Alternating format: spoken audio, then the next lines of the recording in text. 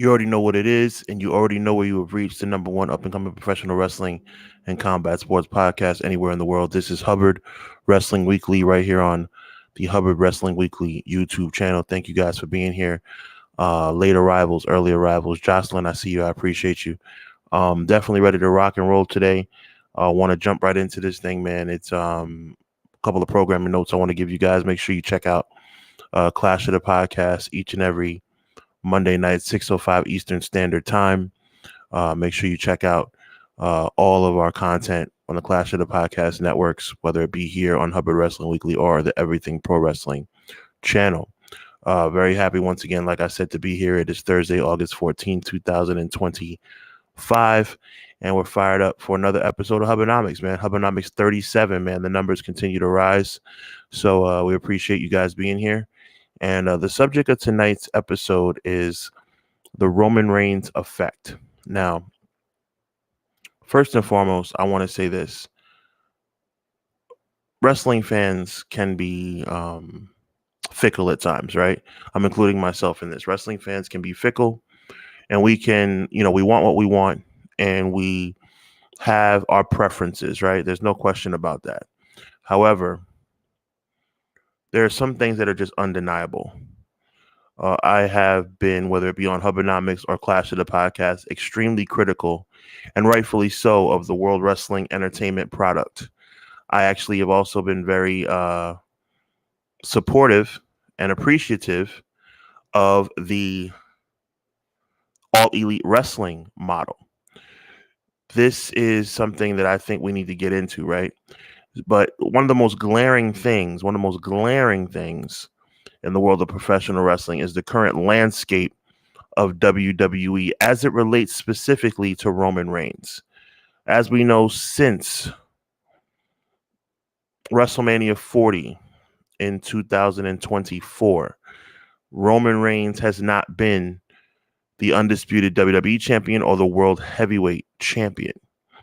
Now, the significance of that to me is monumental. But first, let's just go down memory lane a little bit and talk about the significance of Roman Reigns and what he has brought forth to the company over the past 4 or 5 years, which now I believe is sorely missed in the world of professional wrestling, especially in WWE. Before we get into that, big shout out to the people in the chat. Big shout out to Jocelyn being here. Appreciate you so much. The only Vinny we like being here. Appreciate you, Vinny. Happy Thursday. God bless y'all. God bless you too. Jasim is in the building. He says, how's it going? How's it going, man? Appreciate you. Deanna, appreciate you being here, love. Appreciate you being here. Jasim says, yeet. I appreciate that. MJB in the place to be says, yo, thank you for being here. Vinny says, the only Vinny we like says, Hubs talking our tribal chief is a much watch for me. Thank you for being here, man. I appreciate you. Teach me how to Doug V in the building. He says, hey, yo, my phone actually notified me, Sean in chat. I don't only learn on Mondays. Teach me. I appreciate it. Teach me how to Dougie. Teach me how to Dougie. I appreciate you, my friend, for being here. You know what I'm saying? So let's get into this, man. What are you talking about when you say the Roman Reigns effect? Well, the Roman Reigns effect, I think, is very prominent. And I think sometimes you don't miss something until, or don't realize how important something is until it's gone. That girlfriend, that significant other, that person in your life, right? Or that friend, whoever and whatever it may possibly be. Oh, I wish things were different. I wish things were different. And then when they're different, you don't realize that, hey, listen, the way it was before was pretty darn good, right? So for me, I think the situation is pretty glaring. And I look back at WWE and the landscape of WWE over the past few years. Now, for me, there's no question that this guy right here, the big dog Roman Reigns, from pre-2020, pre-pandemic, was unbearable. He was somebody who was forced down our throats. Figuratively, he was basically John Cena 2.0. He was somebody, and when I say John Cena 2.0, I mean that in a manner of the fact that WWE put its entire machine behind this guy, and no matter how much and how bad we booed this guy out of a building, they continue to literally just like I said, just force him completely down our throats and make us resent him, right? It was very uncomfortable to watch. The Undertaker victory at WrestleMania 33, the championship win at WrestleMania 32, the championship loss to Brock Lesnar at WrestleMania 34. It just continued and continued to spiral out of control. And I admit, I was one of many that were like, yo, get this guy out of here, bro. We don't need Roman Reigns. We don't need this guy that they call the big dog. He's not the big dog. He's corny. John Cena cooked him in a promo battle going into No Mercy. That around that time, it was completely a wash. Roman Reigns was terrible, but then something miraculous happened, and it was something that obviously wasn't good at the time. Obviously, from a world standpoint, it was never good. It's one of the worst times in our history. But the pandemic happened. COVID-19 happened. And as Roman Reigns was preparing to face Goldberg for the World Heavyweight Championship, or the Universal Championship, as it were, at that time, Roman Reigns decided to take a sabbatical because obviously we know that he was somebody who and continues to thrive, God bless him, under the unfortunate umbrella of leukemia, or I should say, I believe it's leukemia, if I'm not mistaken. Correct me if I'm wrong. But he is somebody who has battled that and has done very well with that. But he wanted to take extra precaution to ensure that his safety was still intact. So he took time away, and he took significant time away until he returned and became what we now know as the Tribal Chief. Now, we didn't know him as the Tribal Chief immediately. He came back. He talked about, beating everybody up, wrecking everyone and leaving, right? But at the time, it was one of those things where it was like, yo, this dude has something. Like, I like this dude. This is not the big dog. This is somebody, he has swagger. There's something different about this guy, something very smooth about this guy. Yo, this guy has something tangible that he didn't have before when he was being, like I said, forced down our figurative throats for 3 or 4 years, from the time he won the Royal Rumble in 2015 all the way through 2020. But at some point it was like, yo, this dude is legit. Let's get some more comments as we move on. Justine said, I would love to see Roman Reigns the top guy again. So would I. MJB in the place to be says, I just have one glaring question for the wrestling fora. Would anyone care if any one of these major companies close its doors tomorrow? Some wouldn't give a rat's you know what. We don't want wrestling to close its doors, because at the end of the day, we want wrestling to thrive. Deanna says Roman is still the man, but he needs that title back. The dominance is missed. We're going to get into that, Deanna. Thank you so much. She also says, I've loved Roman, but they pushed him too quick. Talking about back in the day. But when he came back as a character he needed to be, the rest is history. That is a physac. That is a straight fact. The Only Vinny We Like says, Roman has the greatest redemption arc of any main event star. He went from not even sniffing the top 50 to being some people having him legit top 10 ever. He's in my top 10, and I never thought that would be the day that I would see that, but he is in my top 10. So let's check this out, man. After Roman Reigns returned, Roman Reigns decided to align himself with Paul Heyman, which was pretty dope at the time. And he decided to become the Tribal Chief. Again, it wasn't the Tribal Chief initially, but it was, wreck everyone and leave, the head of the table, blah, blah, blah. Kind of still getting used to this guy being cool because he was so corny for so long. But it was like, okay, this guy has something. Like, I'm feeling this kid. Like, this guy has some talent. He has some finally has some chops. He's letting Paul Heyman take some of the promos, but then he's getting on the mic and doing some good stuff too. Then here comes the Universal Championship, right? And then here comes main event Jey Uso, the right-hand man. After Jimmy unfortunately got hurt at WrestleMania 36, Jey Uso stepped up, became the right-hand man. Main event Jey Uso. All of a sudden, main event Jey Uso is winning Andre the Giant Memorial Battle Royals and starting to become very prominent on WWE television. But to stay on course as far as the subject matter, Roman Reigns became the guy. Title defense after title defense, victory after victory. It was like, yo, Roman Reigns is unstoppable, and this guy is fire right now. Main event after main event at WrestleMania. The first main event of the Roman Reigns Tribal Chief era was WrestleMania 37 against Daniel Bryan. and Edge, where he was victorious. He ended up going title for title against Brock Lesnar at WrestleMania 38, and then beat Cody Rhodes at WrestleMania 39. But around this time, especially around WrestleMania 39, when, let's call a spade, when, if you look right here, Roman Reigns and the Bloodline were the hottest thing in professional wrestling. Let's call it. And you know how I am about WWE. You know that I don't give WWE no props. But Roman Reigns and the Bloodline, along with main event, Jey Uso, Big Jim, Solo, Sammy, and Paul Heyman, were the best thing in pro wrestling, bar none, right? So it's like, okay, he's still the champion after WrestleMania 39. The whole world thought, you guys remember, the whole world thought that Cody Rhodes was going to win at WrestleMania 39, and he didn't. But that's when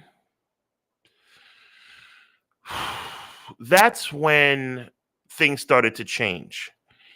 And people, I think, got real selfish. Real selfish. It was like, oh, Roman Reigns has been champion for 3 or 4 years. This is getting corny. We want Cody. We want Cody to finish the story. Blah, blah, blah, blah, blah, blah, blah. It was like, yo, meanwhile, I'm on Clash of the Podcast every week saying, hey, Roman Reigns is him. Roman Reigns is him. Stop complaining. I actually, if some of you guys remember, I predicted that Roman Reigns would retain the title at WrestleMania 39 when nobody else did. Half of that was me thinking he'd win, and half of that was hoping that he'd win. But yeah, I was hoping he would win because Roman Reigns was doing his thing. Roman Reigns was on top of his game. The Bloodline was fire, bro. But people started complaining. People started, saying, oh, well, Cody deserves to be the man. And since he came back at WrestleMania 38 and faced Seth Rollins, oh, this is the guy. And he hurt his pectoral muscle and he still fought it at Hell in a Cell. He deserves to be champion, blah, blah, blah, blah, blah, blah, blah. Let me tell you something. We're going to get into him a little bit later on. Cody Rhodes is not Dusty Rhodes. God rest his soul. We all need to really just take a step back and acknowledge the elephant in the room. Cody Rhodes does not have the charisma like Dusty Rhodes did. Cody Rhodes doesn't have the fan appreciation as it relates to in-ring talent and being the superstar that he was back in the day. Cody Rhodes is not Dusty by any stretch of the imagination. Let's just get that plain and simple. Cody Rhodes doesn't cut a promo like Dusty. Cody Rhodes doesn't wrestle with the same charisma and fun energy that Dusty did. It's not even comparable, bro. It's not even comparable. But everybody wanted Cody. Everybody wanted Cody. Jocelyn says, I was a Roman Reigns girl. Was. Okay, I hear you. Doug says, Heyman was a turning point of me liking him. Same here, man. The only Vinny we like says, the Tribal Chief era has lasted almost lasted longer than the Big Dog era. Isn't that crazy? It sure is, man. It sure is. Probably almost longer. MJB says, I always said he should have taken off the tactical vest and said he took that he took the Austin route because Austin's shirt said arrived, raise hell, and leave. No doubt. The vest was kind of corny after a while. That was more like Shield stuff. You know what I'm saying? So Deanna says Bloodline is one in the best stories ever told. Either them or the Mega Powers. Either the Bloodline or the Mega Powers, Deanna. Vinny says the Bloodline, one of the top 5 stories ever. I would agree with that completely. MJB says, I knew Roman would win at WrestleMania 39 due to the Bloodline. I hear that. I predicted he'd win also. Vinny says, in a perfect world, Roman is still champion day 1810. Wow. Vinny's on top of his game. I like that. Doug says an EPW match. Oh, an EPW match of the year, Hell in a Cell. Yeah. Funny stuff, man. Funny stuff. Deanna says Cody is Stardust. He sure is. Vinny says Cody's QB2. He sure ain't QB1. And Cody is to Roman what Macho Man was to Hogan. Fair enough. Fair enough. I think, I don't even think it's comparable with that. I think Macho would run circles around Cody Rhodes. MJB says Cody did something I didn't think would see an athlete or talent would do in Hell in a Cell match with Seth. Okay, respect. No question about that. He gets respect for going out there. But here's the deal, man. Here's the deal. Everybody wanted Cody to get over the hump at WrestleMania 40. I didn't. I didn't want to see Cody win at 39, and I didn't want to see Cody win at 40. But he did. And now this guy is the man, right? And that's why I call this episode of HUBBanomics this episode of HUBBanomics the Roman Reigns effect. Why do I call it the Roman Reigns effect? Let me tell you something. I don't care how many t-shirts this guy sells. I don't care how many babies he kisses. I don't care how many grandmas he helps across the street. I don't care if he calls himself QB1. I don't care if he calls himself QB2. I don't care if he calls himself the shortstop of the New York Yankees. I don't care if he's in his mind, an Olympic gold medalist. I don't care if he's the BMX world champion. I don't care if he's the head of the PTA. I don't care if he's the school crossing guard. I don't care if he's the school principal. I don't care what he is. He is not Roman Reigns. And he will never, ever be Roman Reigns. This guy is not this guy. It is not even comparable. It's not even it's not even close. It's not even close, ladies and gentlemen. It don't matter. It don't matter. If you like Cody, I don't have a problem with Cody Rhodes as a wrestler, but this narrative that Cody is QB1, this narrative that Cody is the man, that Cody's better than Roman Reigns, it's laughable. It's laughable. Roman Reigns was the figurative president of a movement. He changed the game forever. Do you not realize that Roman Reigns made stars all around him? Let's take a look at that picture one more time, guys. One more time. Let's take a look at this picture one more time. You see that guy to the far left? My left, your right? That's Solo Sikoa. He is the reigning United States heavyweight champion. You see that guy right next to Solo Sikoa? That's main event Jey Uso. Intercontinental champion, world heavyweight champion. You see that guy on the other side of Roman Reigns, Big Jimmy Uso, hasn't won a singles championship yet, but he's well on the way. You see that guy next to Jimmy? That's Paul Heyman. Besides Bobby the Brain Heenan, in my opinion, the greatest manager of all time. And do you see that guy to the far left? His name is Sami Zayn. He would not be anything. Let me put myself back on camera. He would not be anything. And I mean literally anything if Roman Reigns did not take him on board as part of the Bloodline. Nothing. And I don't care if he's a former Intercontinental champion. I don't care if he's a former NXT champion. Sami Zayn's best thing that ever happened to his career was him joining up with the Bloodline. And kudos to him because it was his idea to join up with the Bloodline. So in that regard, kudos to him. But my point is, his association with Roman Reigns made him a household name and will probably eventually make him a world champion. Tell me where I'm lying. Tell me where I'm lying. What has Cody done since he's been champion? Well, let's see. He tagged up with Jey Uso before to become the tag team champions. All right, not bad. What else? He had tell me if I'm wrong, a really corny and ridiculous match with Solo Sikoa at SummerSlam, where the only point of the match was that Roman Reigns was coming back. What else?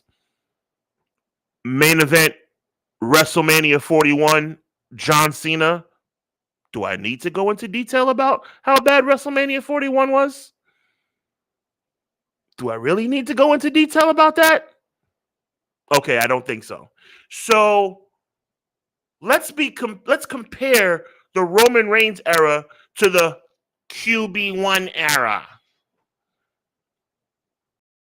You don't think that we miss Roman Reigns? I know I do. Now, I'm not in Roman Reigns' house. I don't know Roman Reigns personally, but I'll tell you this. I know Roman Reigns has always had aspirations of being a movie star. He's always had aspirations of crossing over into the mainstream, just like The Rock. But you know what, guys? And tell me if you agree or not. All this talk about get Roman out of here, get Roman out of here, get Roman out of here might have sped up the process just a little bit, don't you think? Because if it was me and my name was Roman Reigns and I've literally carried the company on my back for 5 years and all I hear is we need a change, all I hear is Cody's the man now. Well, you know what? Take the belt from me. I'll go on about my business. I'll make movies and we'll see how things pay out and play out for you moving forward. Cody Rhodes is not him. I'm going to put him back on camera again. This guy is not him. He's a very good professional wrestler. He is a strong character in the world of professional wrestling. But this guy, the face of WWE? I mean, correct me if I'm wrong, chat. Maybe I'm not seeing something. Maybe I'm missing something. But just because you say whoa and you have pyrotechnics going off in the background and you kiss babies and give them your stinking weight belt, that doesn't make you a face of a company. So what I'm trying to say about the Roman Reigns effect, where's the company at right now? Do you enjoy the product more now than when Roman Reigns was the man? I don't. I'm going to ask that question again. Do you enjoy the WWE product more now that Roman Reigns is not the man? Let's get into some comments, man.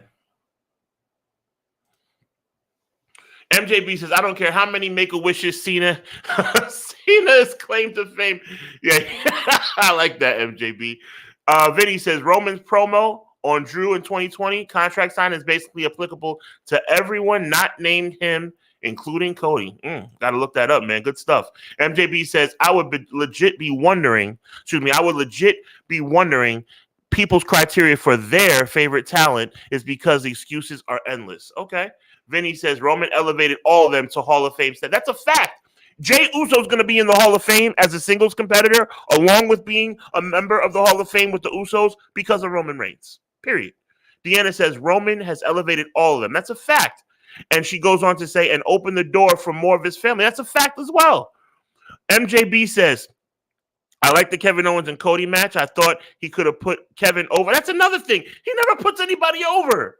Oh, he put over John Cena. Whoop-de freaking do. He knew he was getting the title back at SummerSlam, so who cares? Vinny says SmackDowns from 2020 to 2024 hit different when Roman was there. It sure did. You knew something special was going to happen. Vinny says, all you need to remember is who they make their entrance last and tag match at Bad Blood in Cody's hometown. Wow. Perfectly said, Vinny.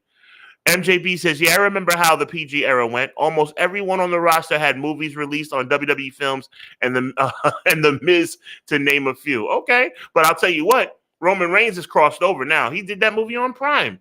With I forget the guy's name. The guy who dated Kim Kardashian, whatever. It's like the security guard movie. Vinny says, answer my question. Nope. Deanna says, nope. I give Roman the belt. Exactly. Jocelyn says, I think with Cody, him being let go, then bringing weight to his name outside of WWE made people pay attention to him. On top of him not being able to challenge, got a new AEW title, hurt him there as well. True. The luster of him, coming back from his AEW run and making a name for himself in Ring of Honor and stuff like that did add to his fame and make people interested. But at the same time, he's not Roman Reigns. Jocelyn goes on to say he had nowhere else to go that would be behind him. That's a fact. Clown in the building. He says Roman next movie is with Cody and Street Fighter. Yeah, I heard. Not happy about that either, but whatever. Get your money. And then Vinny says, just give Roman the belt back and rightful spot in night 2 of WrestleMania main event. Amen. Amen. So as we get ready to wrap this episode up, man, I don't usually keep you guys too long, but I think this was fun, man. And y'all let me know, man, the Roman Reigns effect. Is the business better with him as the man or not? I think it's undeniable. Now, let's go down a couple of lists of who could be the man. And honestly, people that I think are even better than Cody Rhodes. Now, you guys might jump on me for this, but let's go down the list. Charisma. Who has more charisma? Cody Rhodes or main event Jey Uso? Not even close. Who has more wrestling ability? Cody Rhodes or Gunther? Not even close. Who has more overall aura and esteem with the fans? Cody Rhodes or CM Punk? Not even close. Jey Uso, Gunther, CM Punk. It's not even close. It's not even close. That's the thing that bothers me. It's not even close. Deanna says Drew as well. Drew is about to get his title shot, but he's going to lose. You know that, Deanna. He's going to lose at Clash in Paris. So what difference does that make? That's the problem. Yeah, Drew's had a great couple of years, but he's going to lose. Cody's probably going to hold on to the belt till next WrestleMania. That's the sad part. So, again, QB1, in my opinion, QB none. Cody Rhodes is not him. Roman Reigns will always be him. And at the end of the day, the grass is not always greener on the other side. For everybody who was like, yo, Roman's had the belt too long. Yo, it's time for the bloodline to move over. Oh, it's time for the bloodline to move out the way. Where are we now? Before we go, let's talk about a couple more things that are being talked about. Clown says Penta, if they actually pushed him, could be a top guy. What did I say on the Clash about Clown? You're about Penta, Clown. You're 100% right. But what did I say about him on Clash of the Podcast? Because of the way they book people, he's just another guy now. It's a shame because Penta is fire, but he's just another guy. MJB says, here's the better question. What do you think Cody's best work is, even when he first started in the company with Legacy? I think Cody's best work is outside of WWE and Ring of Honor. Black hair Cody, heel Cody, Bullet Club Cody. That's the best version of Cody that I've ever seen. Best version of Cody by far. So with that being said, guys, thank you guys for tuning in. Please share the video, like the video, tell a friend to tell a friend, man. I appreciate you guys so much for being here. I like to give shout-outs all the way through. Vinny, MJB in the place to be. Deanna, Clown, Cleasy13, of course. Jocelyn for being here, was first in the building. I appreciate you. The only Vinny we like. I'm so thankful for you guys being here. Teach Me How to Doug V was in the building. We appreciate you. Deanna, thank you so much. Listen, guys, without y'all, this podcast doesn't pop, man. HUBBanomics is starting to grow a little bit because of you guys, and I want to say thank you, man. Thank y'all so much. I certainly appreciate each and every one of y'all. You know where I'm going to be on Monday, man. Clash of the Podcast on the Everything Pro Wrestling channel. I appreciate y'all so much. Thank you. Thank you. Thank you. With that being said, man, have a good evening. Have a good weekend. And at the end of the day, it always remains the same. God bless. Be encouraged. Evil never prevails. Salute, y'all. Peace.